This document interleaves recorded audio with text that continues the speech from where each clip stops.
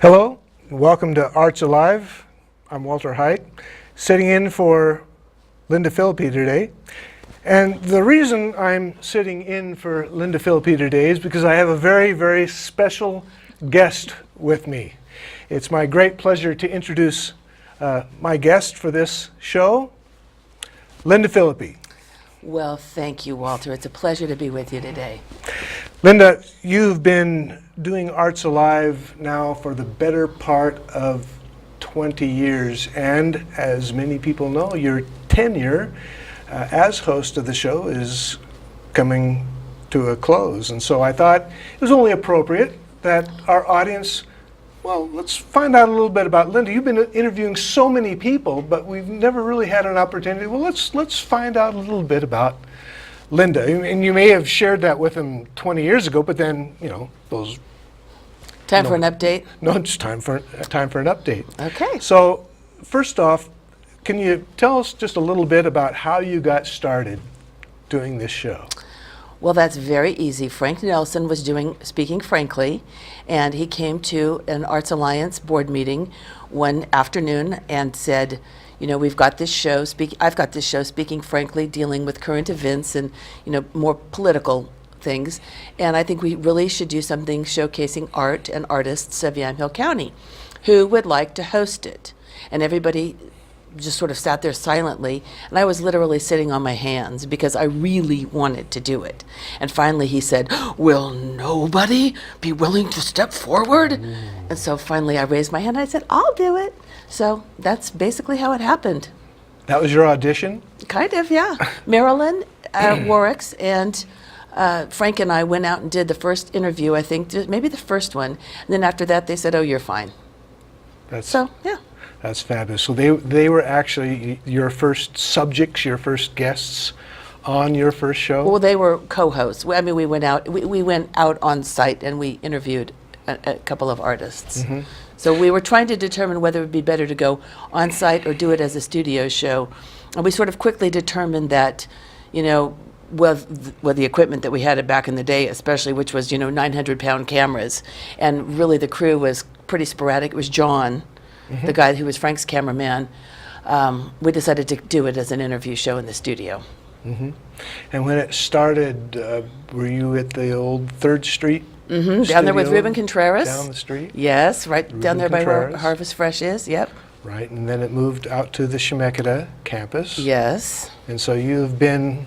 in all the locations. All the locations since those old... I think when I first started, it was TCI Cable was the one that was the cable company back then, and then it kind of shifted over the years, and then obviously the MCM board of directors, and sort of turned it into the nonprofit, and you've been on the board here. Mm-hmm. Mm-hmm. Mm-hmm. So from the beginning, you were focusing on any particular aspect of the arts, fine arts, anything in particular that you Well, focused really, on? I focused on whoever I could drag in to flop in the chair, to be perfectly frank with you. And for years, we did it as a half-hour show. And it was only in the last few years that when Mike Santenay said, oh, you know, we could break this into 2 segments. If there were 2 15-minute segments, we could put it up on YouTube. Mm-hmm. Said, oh, that's great. And really, transformed the show. It's easier to have, I mean, you know, maybe a tighter, more pithy segment if it's 15 minutes. And also it's not as much pressure on the artist. It's more pressure on the person booking, because then you have to have 2 guests every time instead of 1. Mm-hmm. So that's, but I think it made the show better. I think I give Mike all the credit in the world for coming up with the 15-minute idea, because when we used to do the gallery theater show for a half hour, and you had 1 guest at times who perhaps was a touch on the reticent side, that could get drawn out to be a rather long show. Sometimes you feel like, okay, so how do you like your mother? Lay down on the couch, let's talk. Oh, the stories I could tell about that. So over the years, has this morphed into anything other than what your original vision of the show was, or has it mainly stayed rooted in one Well, specific it was style, direction? I mean, I guess I'd say that it was kind of Frank's original conception that we do art, artists, art happenings, anything to do with cultural. I remember one time we had Charlie Walker on, and this was back in the day when the Oregon Cultural Trust was just being established. So that was kind of interesting. We've had a lot to do with the Cultural Coalition and the Oregon Cultural Trust and some of those kinds of things to talk not just about art and artists, but also the larger vision, I guess, if the larger picture art and how that plays out into the economic life and the cultural life of the community and the state. So, right. And since the gallery show is no longer on MCM, you've also been taking on interviewing for the next show at Gallery Theater. Which is really fabulous because performing artists make wonderful guests. They typically are outgoing, they like to talk. Although R.J. Carey did fall asleep one time on set. I think I had 3 guests, and he was kind of, maybe you might say, the third man, and I looked over and he was dozing. But Ross artfully kept the camera away from his face. If he only fell asleep, he got off cheap. Lynda, we've actually compiled a brief, call it a summary perhaps, but you've done other things besides ArtsAlive in your association with MCM. But we're not going to talk about my burlesque career. Not your burlesque, not this episode. That's for a later time. That's only if they pay and bring wine. We'd like to run this little snippet now that shows a bit of your experience in. Well, let's see it. Let's have it. Let's have a look.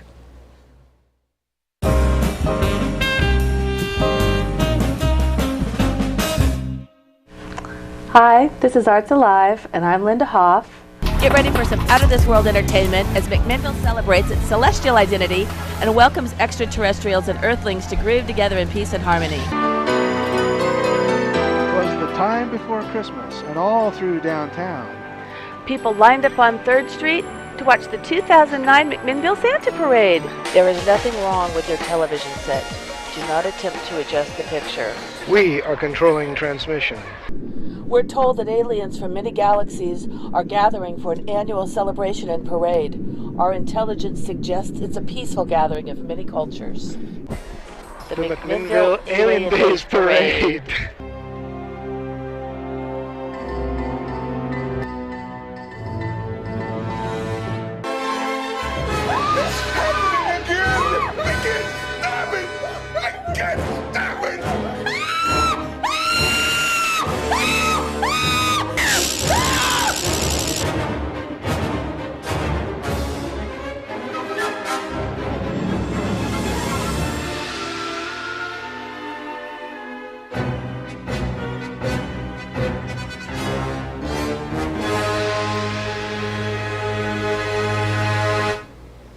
Priceless. We have shared a lot of fun times. Okay, seeing us wedged up into that Hornet or whatever it was. Holy God. I thought, number one, am I ever going to get myself wedged into this flight suit, which was probably the biggest thing they have, but astronauts are skinny, right? So then I remember Ross trying to heave ho my rump up into the seat. I got a leg cramp, and I remember we were sitting up there okay, we're never eating again, and we're never coming out of this plane. And that was, then I saw the picture, I was like, oh, it's way as bad as I feared. I remember that because Ross brought this big, I think it was a blue, turned that one side into a green screen that allowed them to use that star pattern outside. Stroke of genius. Oh, that was funny. But you know what? I love last year's with the monster head. That was really fun. That was really warm inside that thing. Okay, and you said that I should tell an anecdote. So I wanted to remind the viewers of the famous Christmas special that we did. When I had the bright idea that, it's going to be like Andy Williams from the olden days. I got my daughter's 12-foot fake Christmas tree, decorated it. We got you and the quartet. I think we had Laura and David singing. We had some other people singing, doing different things. But I thought, this will be fun. We'll do it all live. What a terrible idea. What a dork. Why didn't anybody stop me? But anyway, it was a learning experience, I guess. Took the ball and you ran with it. I sort of did, and it was a kind of a real flop, but it was fun. I have to say it was fun. Well, you charged full steam ahead. And actually, the production aspect of it, I think, went very, very Yeah. smoothly. I think it was it a 1 hour? Was it 90 minutes? It felt like 14 hours, but I don't know how long it actually ran. I have no idea. We were at the studio for quite a while Yeah, that day, yeah. I recall. Well, now that you're going to be stepping away from the show, tell us do you have some plans for the future? Well, Thursday I'm going to Iceland. Oh boy. So as you know, when I started this show, I had a flower business out in my barn, and I went to work for Evergreen Aviation Museum. I worked for Henderson House downtown, writing grants and doing volunteer coordination, and then I, stepped into my current position as a travel agent. So I'm really loving that, and it affords me a lot of opportunity to travel and lead groups. We did a fundraiser for Gallery last summer. right. We're going to do another one for Gallery next summer. Going to Norway, a round trip Amsterdam. I'm sure you're going to be on that cruise. I think I'm probably going to be on So there. that's, Doggone it, I wish I was going to Iceland. I've always wanted to go to Iceland. It's going to be a fabulous I know, trip. I'm really excited. Absolutely amazing country. what's funny is, Iceland, who knew? 10 years ago, nobody would have really thought Iceland, but it's a very popular destination now, so, yeah. Well, as the longtime host, it seems only appropriate that we recognize your achievements and your long tenure of what probably is somewhere between 500 to 700. Nobody really knows the true number of shows you have actually done. Anticipating this moment, I left my wrist free for either a diamond bracelet or a gold watch, whichever you prefer to bestow.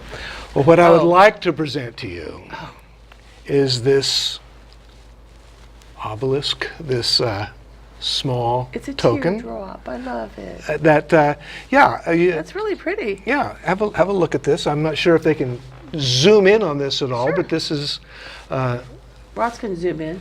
He's zooming. I don't think you'd call it a trophy, more of just a testimonial, as Yeah. it were, that we thought was appropriate. And Like the Wizard of Oz. yeah, A so testimonial. here, why don't you Thank you.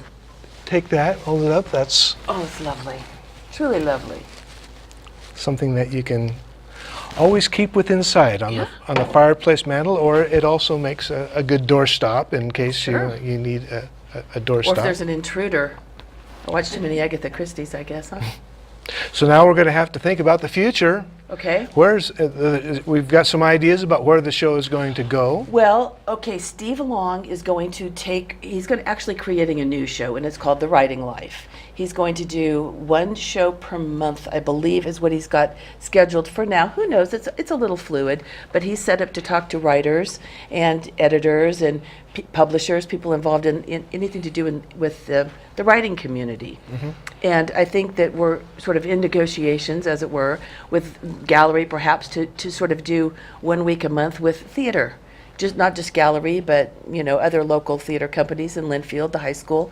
So I think we'll see, what the future of ArtsAlive is going to be and how that'll sort of evolve. Well, I just have to say, it won't be the same without Lynda. Well, thank you. So on behalf of everyone here at the studio, I would like to thank you for your time of service and for your dedication to your craft. You've done a superb job for the entire length of that time, and indeed, it is going to be hard to replace you. Well, thank you very much. I've really enjoyed it all, and I would like to say thank you, obviously, to my lovely husband, Ross, who practically from the day I met him has been pressed into service as cameraman. Gail Watson, Paul Weber, obviously Mike Santenay, who's been, it's 10 or 11 years that he's been completely just involved entirely. So, and obviously Jerry and Ian and everybody. So it's been great. It's a team effort. Great. Well, we wish you all the best in the future. Thank you very much. So I guess that's it for now. So until next time, whenever that happens to be, I'll see you at the theater. Perfect.